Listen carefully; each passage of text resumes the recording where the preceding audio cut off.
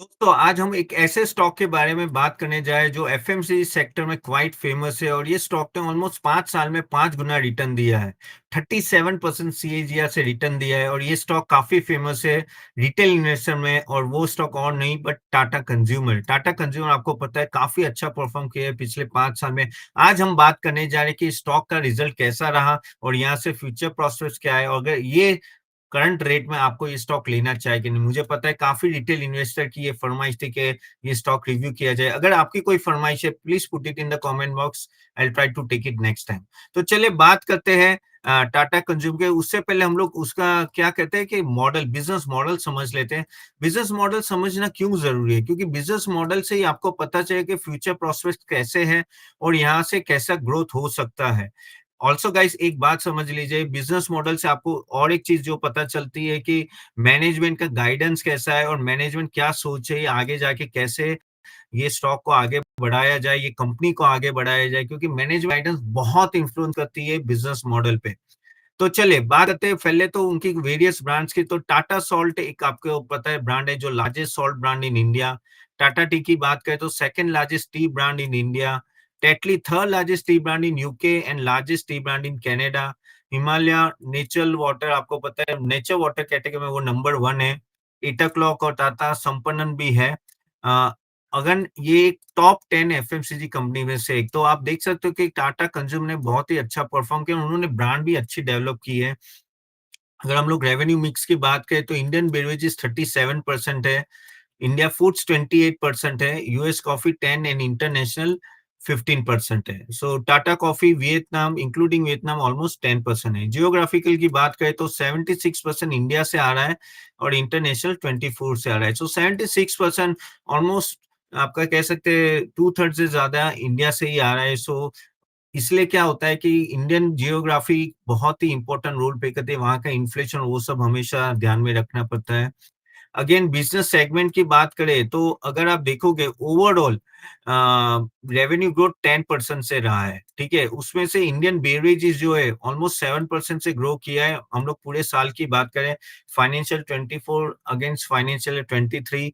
India foods 18% से grow हुआ है जो बेवरेजेस से ज्यादा है। यूएस कॉफी एक्चुअली माइनस गया है और इंटरनेशनल टी 17% है which is quite healthy. Non branded almost 5%। लेकिन आप देख सकते हो इंडिया फूड्स और बेसिकली इंटरनेशनल बेवरेजेस में एक अच्छा खासा उछाला है जिसके वजह से ये 10% का एक्चुअली कह सकते हैं रेवेन्यू ग्रोथ अचीव है। तो आप बोलोगे यार तो अपन 10% तो काफी लो है, तो ये स्टॉक क्यों भाग रहा है, वो हम लोग बात करेंगे। क्योंकि वो बात करने के लिए आपको जानना पड़ेगा प्रॉफिटेबिलिटी बढ़ा है।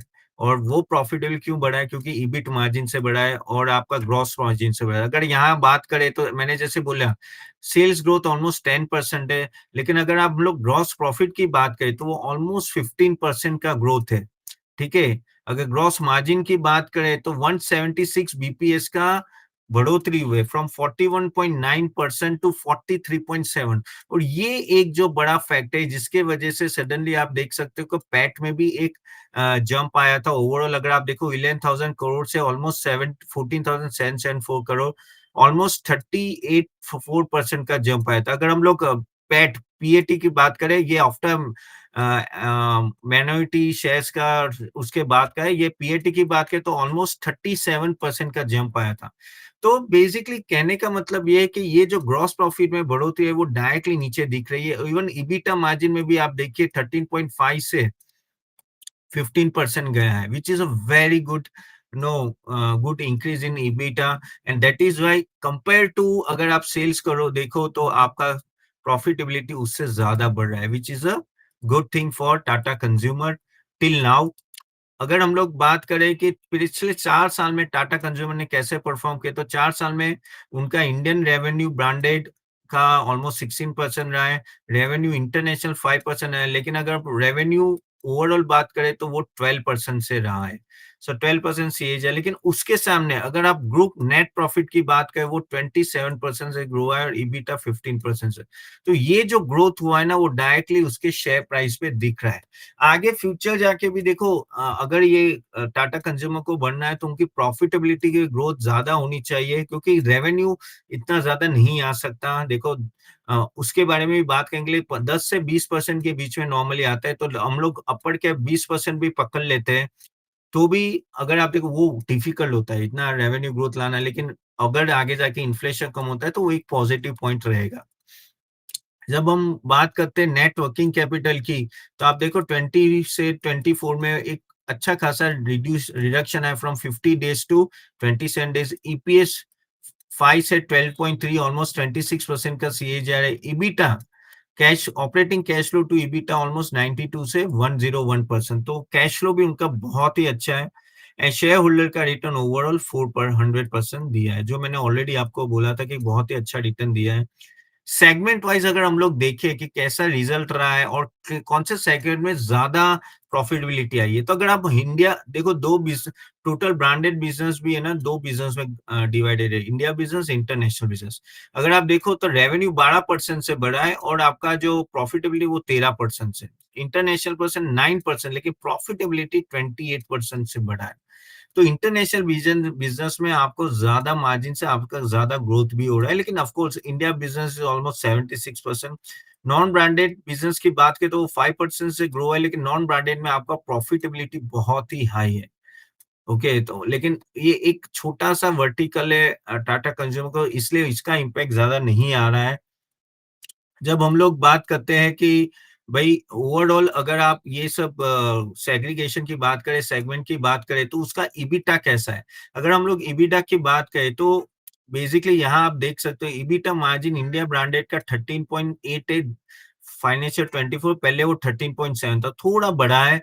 इंटरनेशनल ब्रांडेड का 12.3 से 10.6, जो मैंने बताया ना कि इंटरनेशनल बिजनेस में आपका ईबिटा बढ़ा है, इसके वजह से प्रॉफिटेबिलिटी में अच्छा खासा इंप्रूवमेंट आया है। ओके, सो टोटल ब्रांडेड 13.4 से 12.8 हुआ है, जिसमें से इंटरनेशनल ब्रांडेड बिजनेस में ज्यादा बढ़ा है। नॉन ब्रांडेड में बहुत ही अच्छा जंप है, 8.2 से 15.7, लेकिन जैसे बोला कि उसका बिजनेस वर्टिकल छोटा है तो उसका डायरेक्ट इम्पैक्ट इतना बड़ा नहीं होता। तो ओवरऑल EBITDA 13.7 आया है 12.3 के सामने, which is quite good, which is very quite good. और यही आशा है कि आगे जाके भी ये इम्प्रूवमेंट रहेगा। जब हम ये स्टॉक की बात करते हैं कि भाई ओवरऑल रेशियोज कैसे लगे पिछले कुछ सालों में, तो ये जानना क्यों इंपॉर्टेंट है, क्योंकि ये बताता है कि कंपनी अपने मेन मेन एरिया पे काम कर रही है कि नहीं कर रही है। अगर हम लोग इबिटा ईपीएस की ग्रोथ बात करें हम लोग, ओके चलो पहले नेट रेवेन्यू की ग्रोथ की बात करें, तो स्टैग्नेंट रहा है। ऑफ कोर्स 2020 में 33-21 था, लेकिन अभी वो 10.6 10.1 रहा है। ईबिटा की बात करें तो ऑफ कोर्स 20 और 21 एक्सेप्शनल थे, जब लोग घर पे थे और कंज्यूम ज्यादा कर रहे थे, लेकिन बाद में ये देखो 11.38, लेकिन पिछले साल 23 का एक अच्छा खासा ईबिटा में जंप आया। ईपीएस में भी आप देखो 38% का जंप आया है ये 2024 में, which is one of the highest in recent years. EBITDA margin जो हमने बात की, देखो ये 13 में घूम रहा था, 24 में वो 15 आ गया है। ग्रॉस मार्जिन भी बढ़ा है, उसका भी इम्पैक्ट आ रहा है। अगर एम्प्लॉय कॉस्ट तो ऑलमोस्ट स्टैग्नेंट है। अगर आप बात करो ईएनपी, एडवर्टाइजमेंट एंड प्रमोशन और टैक्स रेट भी, चलो वो भी ठीक है। वो आरओई, चलो हम लोग आरओई की बात करें, आरओई हम बोलेंगे कि तपन आरओई 15 के ऊपर हो तो अच्छा होता है, ऐसा आप करते हो तो यस, 15 के ऊपर हो तो अच्छा है, लेकिन इसका 9.1 है और आरओसी ओके ऑलमोस्ट 8.6 है। ठीक है, सो ऐसा नहीं कि इनका 15 से ऊपर ना आए, लेकिन इसका परफॉर्मेंस हमेशा अच्छा रहा है। आरओई में भी अगर आप देखो कि 6.3 6.7 6.6 घूम रहा था, वो जाके 99.1 गया है। इवन आरओए भी उन्होंने बढ़ाया है, so which is good, which is good. ये था मेन मेन रेशियोज की बात की अभी तक कैसा परफॉर्म किया है। जब हम लोग ग्रॉस मार्जिन की बात करते हैं कि सेगमेंट वाइज किस सेगमेंट ने ज्यादा परफॉर्म किया है, तो देखो ग्रॉस मार्जिन क्यों बढ़ा है, जैसे हमने बात की 21.9 से 43.7 गया है, वो इसलिए क्योंकि कैपिटल फूड्स उनके दो वर्टिकल नए ऐड हो रहे हैं, एक है कैपिटल फूड्स और एक ऑर्गेनिक इंडिया जो एक्विजिशन किए उसका। ऑर्गेनिक फूड्स में 41.9 से 43.6 का बढ़ोतरी हुई है और कैपिटल फूड्स में 50 हुआ है, तो उसके वजह से ये आपका ग्रॉस प्रॉफिट बढ़ा है। ठीक है, तो one of the main reason is capital goods का ऐड होना, आगे जाके ऑर्गेनिक फूड्स का भी ऐड होगा फ्रॉम फाइनेंशियल ईयर 25 जो उन्होंने एक्विजिशन किया है। सो ओवरऑल ईबिटा भी बढ़ा है, और अगर आप देखो तो ईबिटा मार्जिन 13.5 से 15 गया है। अभी बात करते हैं कि कैसा लग रहा है फ्यूचर प्रोसेस और कैसा गाइडेंस है। तो पहले हम लोग अगर बात करें तो ईपीएस उनका मेनली इम्पैक्ट हुआ है ड्यू टू डेप्रिसिएशन, एमोर्टाइजेशन, उसके वजह से, और जो रिसेंट एक्विजिशन थे उसके वजह से उनको एक अच्छा खासा नो ईपीएस में डिक्लाइन हुआ था बिकॉज ऑफ न्यू एक्विजिशन। लेकिन जब ये एक्विजिशन प्रॉपर्ली रन होने लगे उनका बेनिफिट भी मिलेगा। अगेन जैसे मैंने बोला कि एक्विजिशन और significant improve in profitability international non branded business थोड़ा नेट ऑफ हो रहे हैं, उसके वजह से आपको इतना बड़ा इम्पैक्ट है, लेकिन इतना बड़ा दिख नहीं रहा है। जब हम बात करें इंडियन ब्रांडेड बिजनेस की, तो ईबिटा मार्जिन ऑलमोस्ट कॉन्ट्रैक्ट होकर 12.9 partially impacted due to CF amortisation. तो ये कैपिटल फूड जो उन्होंने लिया था उसका एक एमोर्टाइजेशन है। इंटरनेशनल बिजनेस की हम लोग बात करें तो ऑलमोस्ट काफी अच्छा एक्सपेंशन है। ईबिटा मार्जिन 15.6 गया है, led by softening of input pricing and pricing growth. तो इंटरनेशनल बिजनेस इसलिए ईबिटा बढ़ रहा है क्योंकि वहां जो इनपुट प्राइसेस थे और वहां वो कम हुआ है, और अपने प्राइसिंग भी बढ़ा है, इसके वजह से वो बेटर परफॉर्म कर रहे हैं। इंडिया ब्रांडेड का मैंने बताया कैपिटल फूड्स के एक्विजिशन एमोर्टाइजेशन की वजह से डाउन है। जब हम लोग नॉन ब्रांडेड के बिजनेस की बात करें तो वो कॉफी के प्राइस बहुत ही स्ट्रांग रहे थे, इसलिए आपने देखा 100% जंप आया था। उसके वजह से ये एक अच्छा खासा जंप आ रहा है कॉफी प्राइसेस की वजह से।